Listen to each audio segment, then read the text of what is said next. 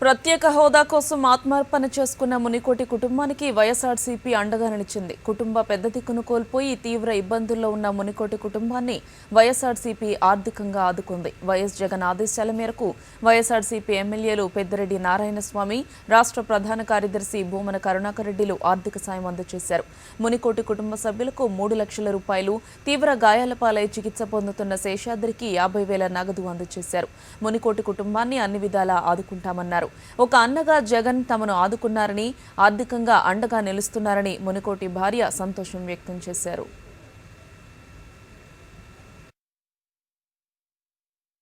జగనన్న మమ్మల్ని పరామర్శించేసి నిన్న పోయినారు. ఆయన ఆర్థిక సహాయం మమ్మల్ని ఆదుకున్నాడు. నీకేం అవదమ్మా, నాకు తోచినంత సహాయం నీకు చేస్తానమ్మా నా చెల్లికి అనేసి అన్నాడు. ఈరోజు ఆ అన్న వచ్చారు, కరుణాకర్ అన్న వచ్చాడు, రామచంద్రారెడ్డి గారు అన్న వచ్చారు. 3 లక్షలు ఇచ్చేసి పోయారన్న. మాకు చాలా సంతోషకరంగా ఉంది. సహాయపడ్డాడు ఆయన, ఎవరు జగనన్న. ఆయన మేలు ఈ జన్మలో మేము మర్చిపోలేము.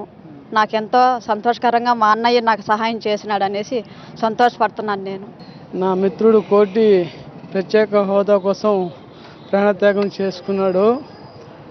అతన్ని పరామర్శించేదానికి జగన్ గారు నిన్న వచ్చారు.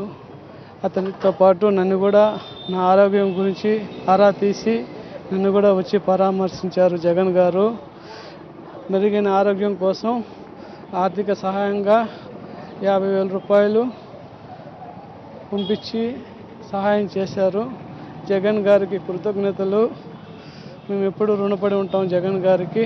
రాష్ట్రంలో ఎక్కడ ఏ సమస్య వచ్చినా దాని పట్ల తీవ్రంగా స్పందించేటువంటి గుణమున్నటువంటి నాయకుడు జగన్మోహన్ రెడ్డి గారు. పట్టించుకునేటువంటి పార్టీ వైఎస్ఆర్ కాంగ్రెస్ పార్టీ అని మరొక్కసారి దీని ద్వారా నిరూపితమైంది.